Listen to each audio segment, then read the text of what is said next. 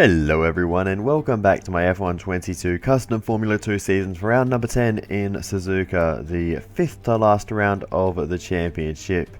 So it is very important we perform well here, and it's going to be a difficult one. Suzuka is obviously a circuit I've had plenty of practice at, but still yet to master, so this weekend could go either way. Anyway, in qualifying we'll see how the weekend starts. It's very important to get a good qualifying here because overtaking is incredibly difficult around this circuit. Even in Formula 2 it's a little bit easier, but still will be very much a challenge. So we didn't get a great run through the first sector, so that's a little concerning. We'll see if we can pull some time back, but that's the most important part of the track, is that first sector. Getting the line right through there is absolutely critical. To keep things under control through the Degna's, not quite making the most of that section of the track either, though, into the hairpin now, and we get through there quite nicely and put the power down on the exit, and now we head up towards Spoon. One of the trickier corners to get right. Quite difficult to judge the shape of it. We make a little mess with a couple of right-handers. We turn in a bit early for Spoon, get it stopped though still nonetheless, and now on the exit we get a nice run. So that's the most important corner. Exit dealt with, and we do get out of that corner quite well. So now along the run to 130R, probably the most famous corner of the circuit, and we fly through there, getting through that corner, carrying a lot of speed. Now into the Casio triangle. Let's see, we go a bit deep, but we get through the second apex nicely. Now through the final corner, we'll see how this lap stacks up. For the moment we go fastest. We'll see how it goes for the rest of the session. The grid is all set for the race tomorrow, but before we go, let's quickly remind ourselves of our top three, which are Viscal, Drugovic and Jan Daruvula. With qualifying complete, all that remains is the main event. We'll be live and uninterrupted for the feature race tomorrow, so make sure you join us then. Not sure why I cut that off so abruptly, but anyway, but we do get the pole position. Second of the key drivers is Piastri. He starts 5th ahead of Marino Sato in 12th and Robert Schwartzman in 14th. So in terms of the team's championship, we're looking okay going into this round. And drivers as well, we're starting ahead of Piastri in the feature race. Sprint race coming up first though, Christian Lundgaard on reverse grid pole. Welcome to Suzuka for the Japanese race. This is one of the most famous circuits in the world, and you can see why. This track has every type of corner imaginable and 2 very fast sections, meaning every moment holds the promise of something exciting to watch. Originally built as a circuit for testing cars, Suzuka was later added as a racing circuit for multiple types of motorsport. Blending many different corner types, high-speed straights, the incredible 130R, and a very unique crossover, giving it a famous figure of 8 appearance. You can see why this is one of the most famous racing circuits of all time. As we await the start of another hugely anticipated Formula 2 race, I'm joined again by Davide Valsecchi. Davide, as a former GP2 champion, can we get some insight to what is running through these young drivers' heads as they sit out on the grid? Ciao Alex, it's a pleasure to be here. There are nervy moments, there is no doubts about that. Mental strength is the key to remaining calm and focusing on the upcoming race. Formula 2 is so competitive, and all of these drivers knows that they are going to be pushing each other all of the way. In this sport, you have to be able to control your nerves. Alrighty, here we are on the grid then for the sprint race here in Japan. The strategy, of course, will be no pit stops. Being a sprint race, we'll just use the medium tyres for the entirety. No rain to interfere, so without further ado, let's just get into it and go to the 5 red lights. And it's lights out and away we go for the sprint race here in Japan. It's a decent start off the line. Drugovic immediately cuts to the inside, covers that one off. We go to the outside of the Brazilian as we head into turn 1, a little bit wide, but we'll keep things under control, maintain the presence around the outside of Felipe Drugovic, and we will make the move stick as we go through turn 2 and move ourselves ahead of Felipe Drugovic. And that's 1 place gained through the first corner from 10th to 9th, so it's a decent enough start for us as Felipe Drugovic looking around as we're a little bit wayward through the next group of corners, but we just about were able to get away with it, and now we try and focus our attentions forward. Once again, we've got Jane Deruvala just up the road, and he's looking very keen with a lot of cars right in front of him. He'll be looking to make his way through the field as we head through the Degners, and now on towards a hairpin. Deruvala down the inside, trying to get 2 for 1. He's past Beckman, almost getting past Piastri as well, but I think the Aussie will get the better exit, and Oscar Piastri holds on ahead of Deruvala, ahead of Beckman, as we try and close up to all 3 of them. But as we head towards Spoon for the first time on the grass on the way into the corner, sliding our way through, and we get away with it. How on earth have we managed that? It's incredibly difficult to recover a slide in one of these cars, but we've managed to get away with a miracle there. And we didn't even lose too much time. Dragovic had to react a little bit, had to lift off to make sure he didn't rear-end us there, but overall, in terms of how bad that could have been, that could have ended the race, as we go for a big lunge now down the inside of David Beckman into the Casio Triangle later on the same lap. But yeah, that could have been catastrophic. If that slide had had any more angle on it, we would have been spinning into the wall with wheels flying off in each direction. So let's be very thankful that didn't happen, as we now set our sights on Jane Deruvala. Let's see what we can do as we get a nice exit out of Spoon this time, and we're sitting in the slipstream of the Indian driver. Let's see what we can do. Can we go to the right? We'll go to the left. We'll shake around all over the place looking for a move down the inside into 130R. Not going to make a move there as we back out of it. And now we'll go for the move down the inside into the Casio Triangle. Huge lunge there, bouncing over the inside curve, banging wheels, but we'll get through on Jane Deruvala and move ourselves up another position and into 7th, with Oscar Piastri up ahead in 6th, making I don't think he's made any progress in this race, rather, for Oscar Piastri, but he's really putting the pressure on Enzo Fittipaldi at the moment, and we're really putting the pressure on Oscar Piastri. Very close to knocking our front wing off on the rear end of Piastri's car there into the hairpin, so we do need to be a little bit cautious of that, but we're well and truly close enough to Piastri to do something here. So let's say we can do a big slide on the exit of Spoon, and that's cost us the opportunity. Wasn't even that much of a slide, but big consequences, as it cost us time all the way down the straight, and no opportunity for us. We continue on then later into the race. Piastri has just set the fastest lap of the race. And Oscar Piastri is flying as we start lap number 7. Oscar Piastri looking strong, but not able to find a way past Enzo Fittipaldi at the moment, as we continue to move through the race. That is David Beckman retiring with a mechanical failure. Unfortunate for him. I don't think he was running in the points, just outside of the points for David Beckman at the time of the failure. But anyway, we continue to push on, and you can see we're really trying our best to keep up with Oscar Piastri, and we'll stay on board for a lap. He's probably dropped away a little bit from Enzo Fittipaldi, but he's still well within a DRS range, and you can see through this first sector, this is where we're quite strong. So we're actually right on the back of Piastri here, but there's no real place to overtake here.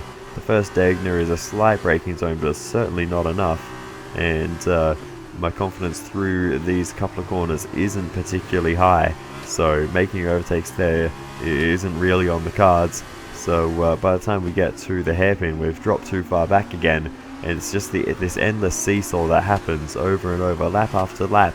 We definitely have better pace than Piastri, or at least better than Fittipaldi, but we just can't find a way through. Fittipaldi doing a good job to hold us off at the moment. But yeah, it's been a frustrating sort of time in the race. Everything's kind of just stalled out, and we don't really have a lot to do at the moment. We're just hoping that Piastri can either clear Fittipaldi or either makes a mistake that allows us past. Other than that, we don't really have a lot to do at the moment in this race. We're just following, but we just cannot get close enough. As hard as we try, we just can't quite get close enough to make an overtake, as Christian Lundgaard sets the fastest lap. He's in the lead at the moment and is cruising away, especially from us.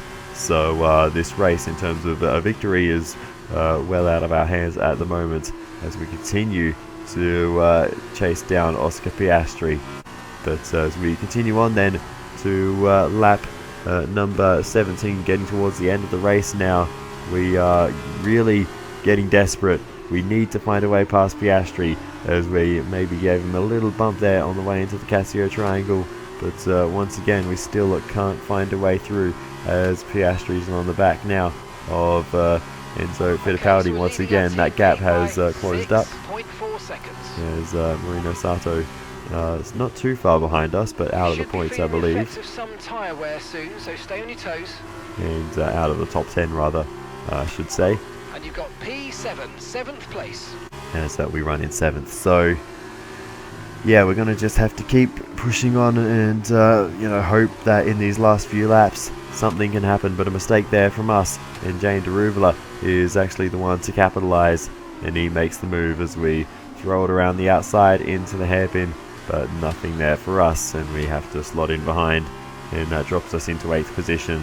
With only a couple of laps to go, we do need to try and at least get back past Deruvala and move ourselves to within 1 position of Oscar Piastri. That would be the ideal situation, and it might be the best possible outcome from this race, as we go for the line. John Deruvala get back past the Indian. He's got the fastest lap at the moment. Good job. And that is a few bonus points for him if he finishes inside the top 10. Behind is 5.9 seconds.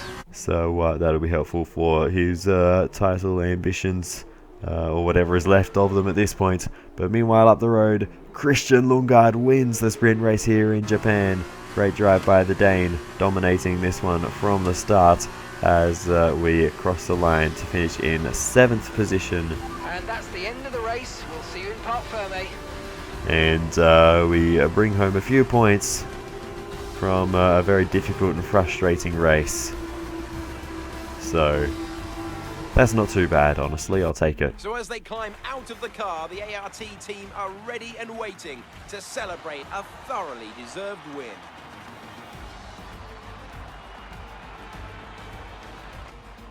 So, Davide, how exactly did they set themselves apart from the pack today? This race, this win, was about one thing and one thing only: consistency. Anyone can be quick for just 1 lap, but there's a difference between that and being quick every lap, over and over and over. If you can do that, if you can gain ground when your opponents make mistakes, but then not make mistakes on your own, you can just push and push. An amazing race today, and a very well-deserved one too. The team worked very hard to get exactly the right setup out of the F2 car that works for them, and the results speak for themselves. ARTGP winners today.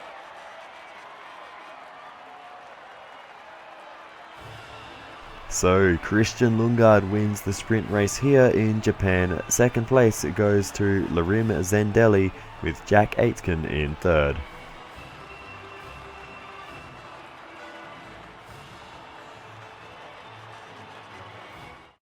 And now, Davide Valsecchi, let me ask you, who is your driver of the day? Let's give it to Bernd Viscal. That was a quality drive from start to finish. He can be proud of that one. After all this drama, you'd be mad not to join us for the next race. We hope to see you then. Take care. Alrighty, well, that was a pretty tricky race, honestly. But we got through it and brought home a handful of points, so that's really all that matters. In terms of the overall finishing results, we've just been through the podium, so let's read through the rest. 4th place, Liam Lawson, decent race by him, followed by Enzo Fittipaldi, Oscar Piastri, myself, and Jane Deruvala rounding out the points.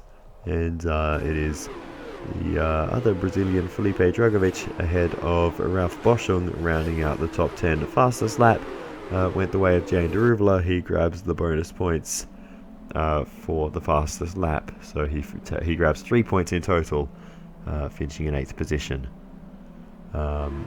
yeah, other than that, Marino Sato finished in 12th where he started. Schwartzman finished 13th, gaining 1 position. So, yeah, not really too much to shout about in this one for those two. But we'll see how it goes in the next one. Which is, of course, not reverse grid, so we'll be going based on our qualifying results. However, the twist for the next race is that it's raining. I haven't even talked about the championship yet. Let's go ahead and do that, and we'll see where everyone sits at the moment. In terms of the Drivers' Championship, we continue to lead the way, but not by the margin we did before. Piastri's gained a little bit on us, and he's now just 10 points behind. Jane Deruvula sits third at 59 points away. Marino Sato is currently in 5th position behind Robert Schwartzman, but only by 5 points. So we continue to lead the team's championship. So that is all good news for us. We're ahead by 5 points in that one. But without rambling on for too much longer, I think we should move on to the next one. As I was saying, the weather forecast, though, rather interesting for the next one. It's going to be raining, so that will be very interesting to see how that affects the race.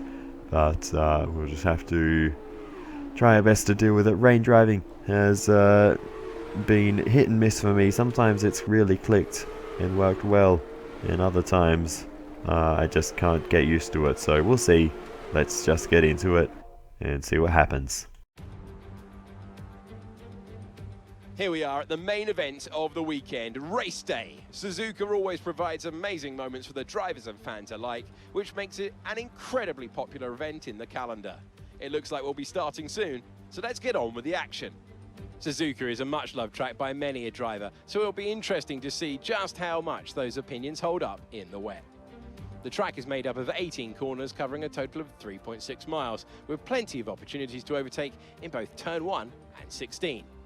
Keeping in mind the current conditions, it's crucial that the drivers err on the side of caution, especially during Sector 1.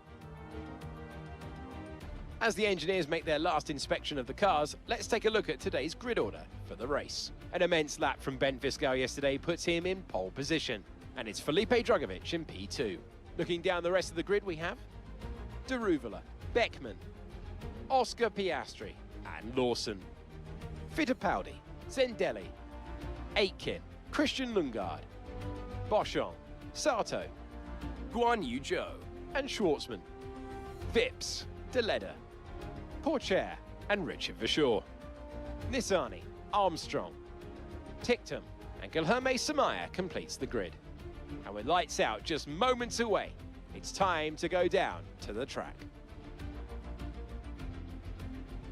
I'm joined by a man who's had many a wet race, Davide Valsecchi. Just how challenging will these conditions be out there on track? Delighted to be here, Alex. Even in this weather, nothing will be easy for them. We may have standing water, which means visibility will be a worry. They just need to stay clear of the white lines and curbs. That can cause you a real problem when it's so slippery.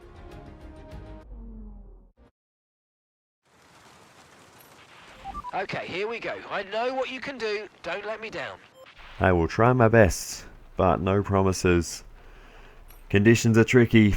The full wet tyres will be used for the entirety of the race, and yeah, that is going to make things interesting. Sometimes when the rain comes down, I've got all the pace in the world, and other times things just don't work for us. So we'll have to see what kind of time this is. We're starting on pole position as we get ready to go for the formation lap. This will give us the best opportunity. Okay, how was that pull away? You'll have a bit more grip than that on the start, but we need to warm the tyres properly now. Make sure you get some heat into the brakes as well. Alright, as I was saying, this is our best opportunity to get a look at the track conditions and see how much water is on the surface. We've already been off the road, that's great, but yeah, we need to try and work out how much grip we have to work with as we now complete our formation lap and park it on a pole position. Let's try and get a good launch as the lights go out. Decent enough job there. Keep an eye on the lights. The start sequence will begin as soon as the grid is formed. Be ready with the clutch. That should give us the best opportunity to try and rocket our way down towards the first corner with no threat from behind. We'll see how that goes as we wait for the rest of the field to queue up. Don't realize how long it takes for 21 cars to take to the grid when you're sitting on pole position, but that is what we have to contend with today as we now get ready to go to the 5 red lights. Lights out and away we go then for the feature race here in Japan. Straight away we move across to the inside to cover the inside line from Felipe Drugovich behind, but we'll maintain first place as we try and carefully navigate the first corner, and we're just going to take things slow and steady here, make sure we don't make any mistakes in the opening sector when we're still getting up to speed and getting used to the conditions at race pace. It's one thing to get through the formation lap when you're crawling around at snail's pace, but once you get racing there's no margin for error, so we need to make sure we just take things nice and steady, and unfortunately it doesn't work out for us. Mistake through Degner 1, Drugovich down the inside, and here comes Jane Daruvula as well as we head through Degner 2. Daruvula gets a swapper on the exit, but good drive traction for the Indian, and he gets through where you drop into third position as we now head into the hairpin for the first time. We're really struggling to get up to speed in these conditions as Oscar Piastri is making moves behind us. He's up into 4th place as we now move on to the exit of Spoon. Piastri up the inside, he moves up to 3rd as we now duck into the slipstream of the Prema driver. Let's see what we can do into 130R. We'll get as close as we can, but we've got to slide on the exit. Into the grass we go, swinging back the other way across the road. Now we've got damage, and now we're out of the race with Ralph Boschung bouncing over the front left wheel, tearing it off the car, and many other cars getting involved in that one. And we are out.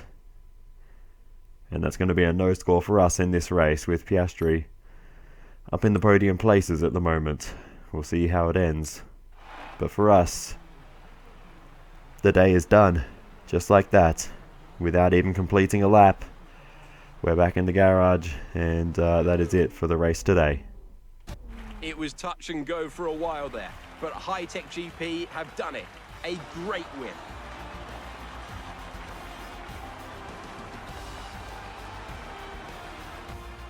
Davide, what do you think made the difference here? Their biggest advantage was how well they seemed to manage their tire temp. There wasn't a lot of grip out there anyway, but it was even worse for the drivers if they couldn't keep the tires in the proper operating window. Keeping the tires warm was what gave them the advantage today, and ultimately was a big factor in their win. And as they make their way down to the podium, there's no denying the strength of the High-Tech GP team. It was an incredible performance today, and they fully deserve to stand on the top step.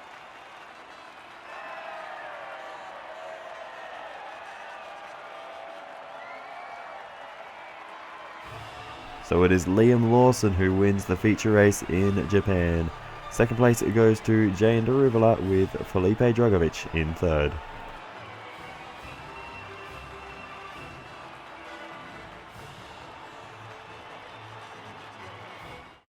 And so, driver of the day then, Davide Valsecchi, who do you think you'd go for? Probably Yuri Vips. You know, strong pace, good work with the strategy, just a very complete drive, I think. After all this drama, you would be mad not to join us for the next race. We hope to see you then. Take care. What a disaster. Well, I suppose there's nothing left to do but take a look at some replays. I don't know if we made slight contact with the back of Piastri or not, but either way, that was just on us. Simple mistake, getting the slide on there, and then the rest was out of our hands. Once the rear end started sliding out, I tried to save it by turning back to the right. Perhaps that was also a mistake, because that just put us straight in the path of the field going by, and the other cars coming through and making contact with us. We're on board now with David Beckman, and we'll see he got away with it more or less, so he was lucky in terms of positioning there. Liam Lawson, let's see, he ended up winning the race, of course, so he obviously made it through, but he did not get through scot-free. Got a bit of contact there, so I think he was the first car we made contact with that did the initial damage. And there's the onboard with Enzo Fittipaldi He got a great view of the initial spin and the first part of the collision, as Jack Aitken loses a place there, as it was Christian Lundgaard able to capitalise on that. Yeah, so good job by the Danish driver to make the most of that situation. But yeah, Ralph Boschum, the one we made the heavy contact with and the one to tear our wheel off, he got away with it and continued on with his day. So yeah, that was very lucky for him, but damage to his car, of course, after that incident, and Sato involved as well, our teammate, getting tangled up. So yeah, that's a bit unfortunate. But anyway, let's have a run through the top 10. Lawson, Daruvala, Dragovic, Aitken, Vips, Piastri, Fittipaldi, Schwartzman, Ticktum and Armstrong rounding out the 10. In terms of the Drivers' Championship, we still maintain the lead just about ahead of Oscar Piastri, who sits second, still just 2 points away from us, and that's really only thanks to his relatively low point haul. There was definitely some kind of shake-up after we had that crash, because the finishing order is nothing like the running order when we DNF'd on the first lap. Unfortunately though, Sato also losing points to Schwartzman, and that means we lose the championship lead in the team's championship, and yeah, we drop into second, 7 points away from Prema. So yeah, unfortunate that we're losing out in both standings, losing points, in both standings. But yeah, it's a no score for the Trident team here in the feature race at Suzuka. Still 4 rounds to go, and very much all to play for on both sides of the equation. So we'll just have to wait and see. 9 points between Sato and Schwartzman, 2 points between myself and Piastri, and yeah, with Liam Lawson hauling himself up into the top 5 in the championship now, along with Daruvala, who's always been there as well. So it's going to be all to play for in the last 4 rounds of the championship. I can't wait to see what happens next. But this one was a particularly tough weekend. Starting down in 10th in the sprint race, and not able to make a lot of progress, with overtaking being very difficult, and then the feature race being an absolute disaster. So we'll hope for more next time. But that is all for now. So I'll say thank you so much for watching all the way to the end. I really do appreciate it. Feel free to give me some feedback in the comments. It's always very helpful. Other than that, I'll see you next time. Goodbye.